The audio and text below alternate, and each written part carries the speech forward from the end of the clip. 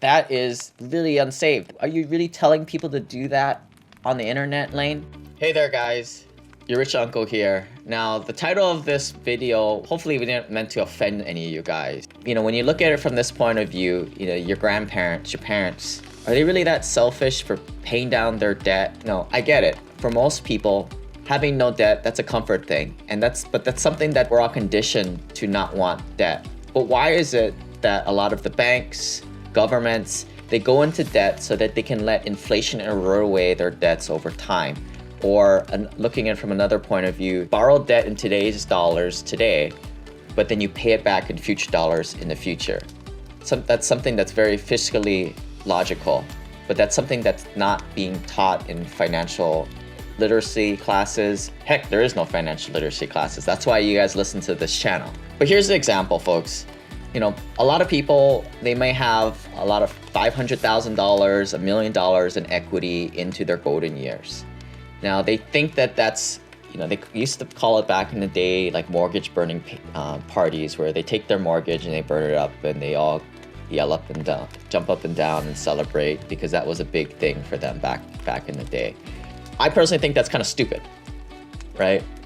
If you guys check out my articles that I've written for Forbes talking about debt, now debt's a tool. Debt is what the wealthy used on their side to go out and acquire more cash flow and then ultimately increase their net worth greater. Something that's been taught to me a long time is that the wealthy pay attention to how much cash flow they have so they can sustain the asset. And these assets are the things that improve their net worth faster than people who do things the traditional way.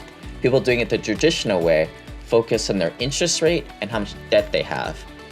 Don't think the traditional way. Don't think like how normal people do in terms of what's your interest rate and how much debt you have.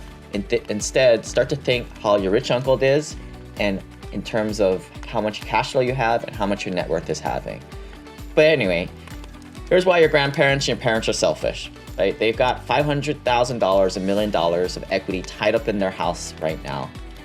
Little did they know that they could be putting that money into an infinite banking policy. They're using whole life overfunded insurance, but you guys can check out that strategy at SimplePassiveCashflow.com/banking. Get the free eCourse there. In something like that, one of the most guaranteed type of investments out there, investing alongside long-term, great balance sheet life insurance companies, you can be making about 5% tax-free. Now, just taking that example, 5% on $1 million a year, that's about $50,000 a year that you could be making tax-free. That $50,000 can probably be paying for a couple of kids' college education, a couple of grandchildren's college education. When people are struggling out there trying to meet ends meet, yet they have $500,000, $1 million of equity not doing anything, it just makes me really frustrated. Now, playing around with the numbers a little bit, you know, I would say most people in high-priced areas such as California, Washington, Hawaii, they probably have $1 million of equity here.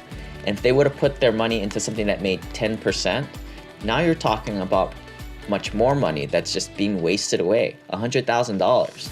Heck, that could probably be 4 kids, 4 grandchildren's college education. And now you're starting to see it my way, right?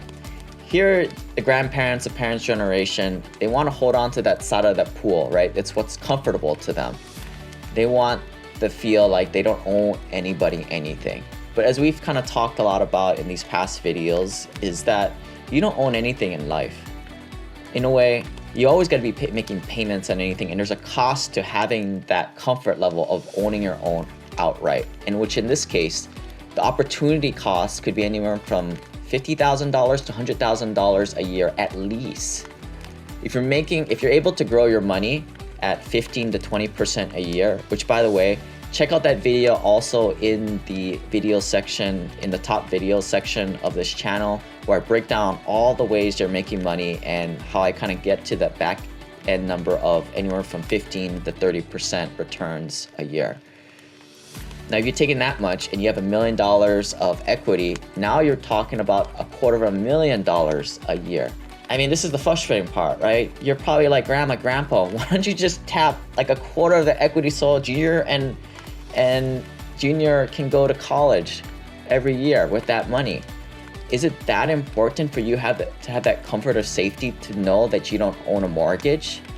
Really, what a lot of people should be doing, in my opinion, right before you retire from your day job and lose all that documented W-2 income, is that they should go out and get a brand new 30-year mortgage, which most people would probably be like, That is really unsafe. Are you really telling people to do that on the internet, Lane? Yes, I am.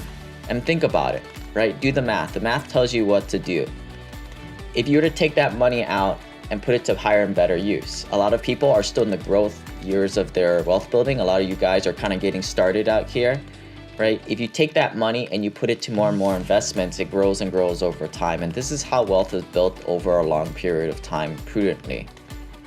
The important thing is to go into cash flowing types of investments where it can allow you to pay the debt service, right?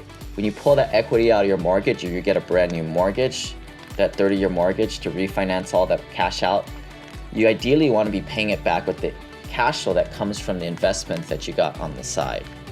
And this is where we're constantly paying an arbitrage game between one set of investments and other holdings. So I'm gonna wrap up the video there. Hope I didn't offend anybody, but just kind of breaking the paradigm out there, because the wealthy do things very differently.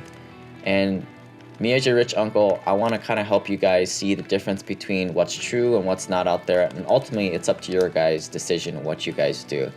At the end of the day, run the numbers yourself. The numbers will tell you what to do. Peace out. Bye.